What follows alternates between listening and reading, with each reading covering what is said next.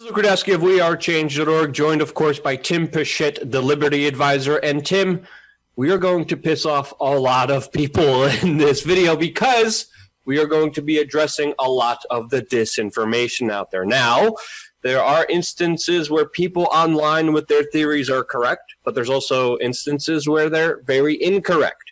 There's also times where the mainstream media is correct and times where the mainstream media is absolutely incorrect. And this is why we're going to address all of that and try to clear up some of the muddy waters that a lot of media people are, of course, navigating. A lot of people are going off saying that this is total hoax. A lot of people are saying that this is the end of the world. Well, again, the truth is somewhere in the middle, which we are going to be addressing in this video. Now, the first thing that I really wanted to talk about is this new hashtag. It's hashtag Film Your Hospitals that's been going all throughout social media, and it's encouraging people to show up to their hospitals and to start filming. This is a bad idea.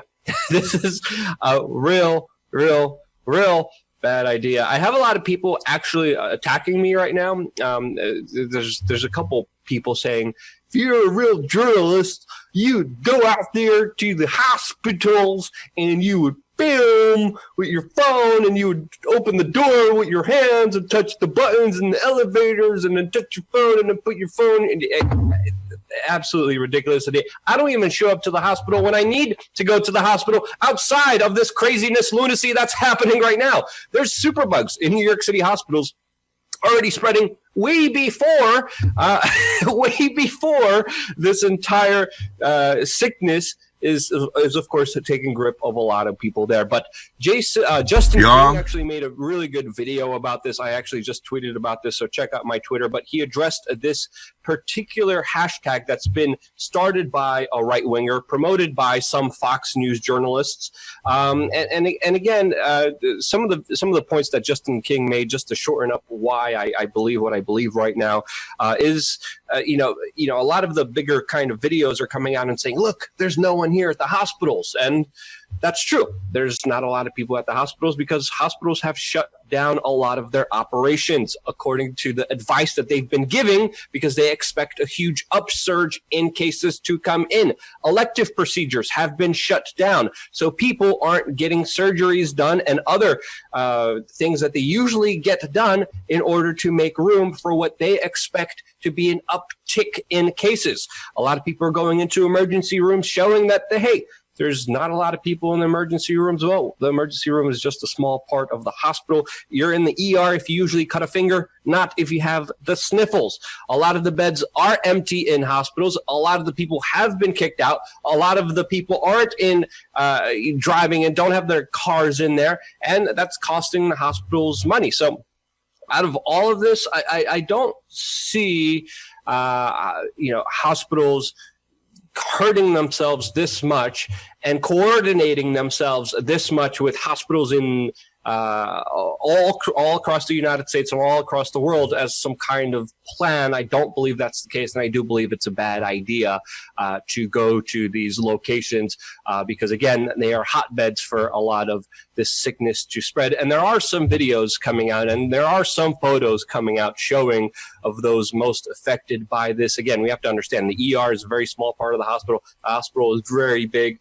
and they're trying to keep people as separated as they can. They're setting up field hospitals in hotels, in even Central Park, in convention centers. And again, this is a serious situation, and we are taking it seriously as you're getting some images from some nurses inside of hospitals in the United States. But also, I just don't see how this could be coordinated with hospitals in Iran, hospitals in Italy, hospitals in Spain, hospitals in Germany at the same time. I just don't see the level of coordination that people are trying to kind of explain what they're trying to explain. Now, there is some disinformation, there is some propaganda, especially by mainstream media outlets that were first underplaying the significance of this, telling you that it's just the flu, don't worry about it, go outside, go to the parades, go have fun. And now the mainstream media is also just trying to hype things up, as CBS was caught using footage from an Italian hospital trying to portray it as a New York City hospital. Again, this is nothing new from what the mainstream media does. The mainstream media sometimes even previously showed a firework and firing drill exercise in the United States as supposedly a major attack by Turkey against the Kurds. Again, the mainstream media fakes footage all the time. There's even footage of them faking an Iraqi bombing.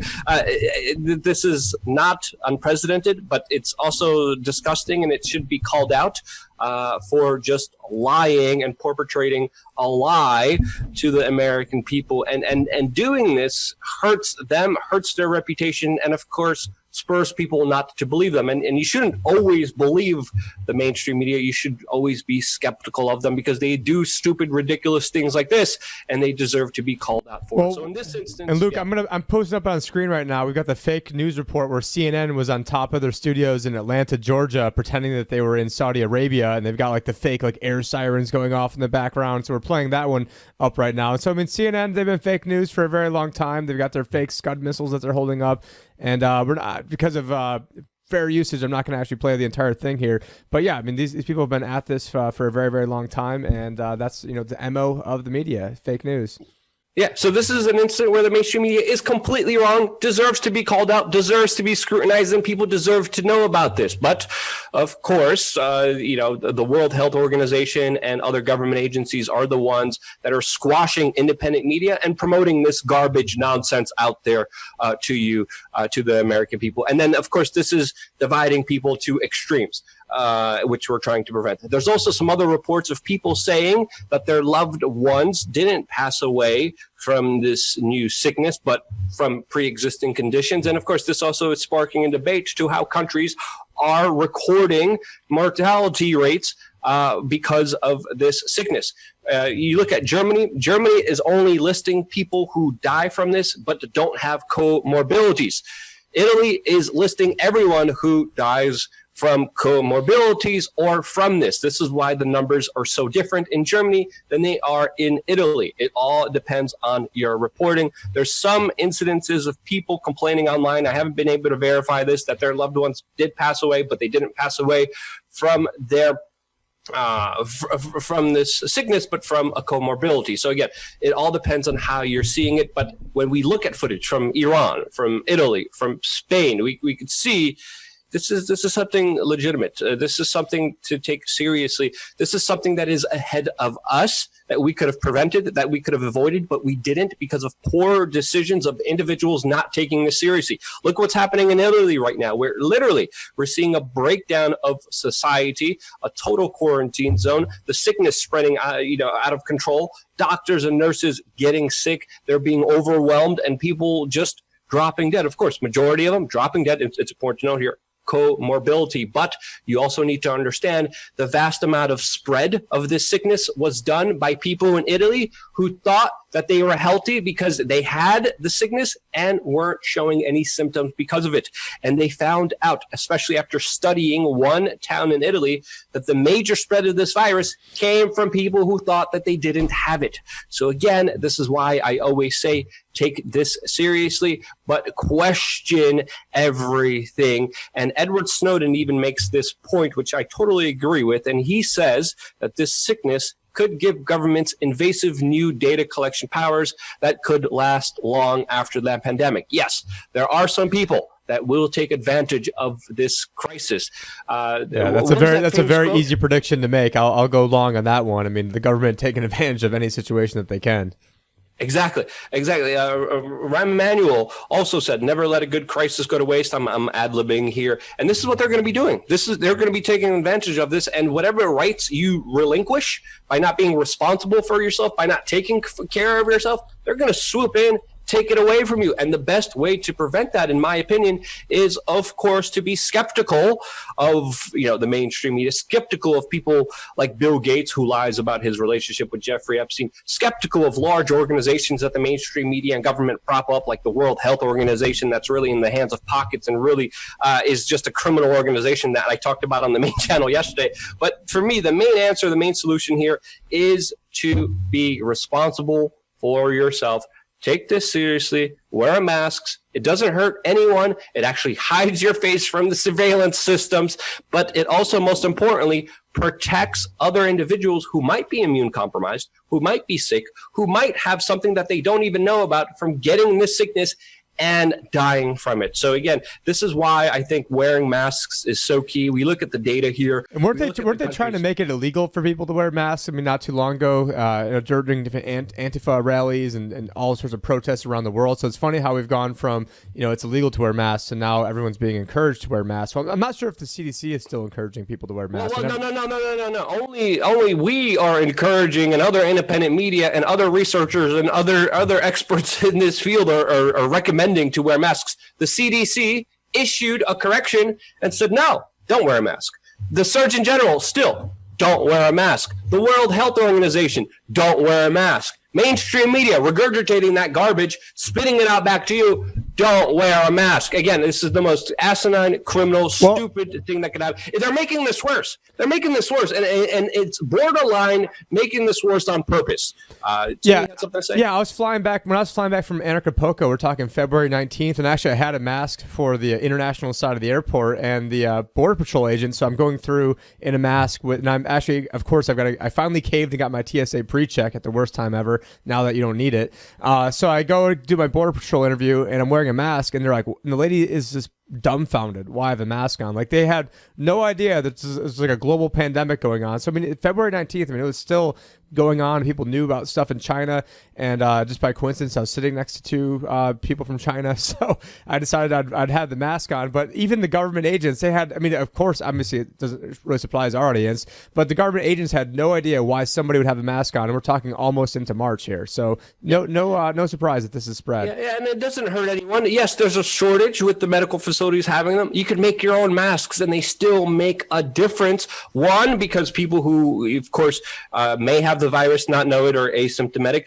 Two, it stops you and prevents you from touching your face. Three, if you get a small dose of the virus, your immune system is more likely to beat it than if you get a large dose of this virus. And again, we have the chart up here. Can you pull up the chart on the Twitter showing countries that don't wear masks compared to countries that usually do wear masks? Boom, got There's it. a big significance difference to how they're handling this entire crisis. And this entire crisis could have been avoided, could have been stopped if we all took individual self-responsibility for ourselves and didn't act like idiots and didn't allow government to step in and take away all of our rights and destroy the economy and destroy our lives. That's my take on it. I hope we cleared up some of the muddy waters of the disinformation out there. Conspiracy theorists are right and wrong sometimes. Mainstream media is right and wrong sometimes. The truth is always somewhere in the middle if you actually look at it, if you see the data. But overall, I think the bigger takeaway here is wear a mask. They're trying to make it worse.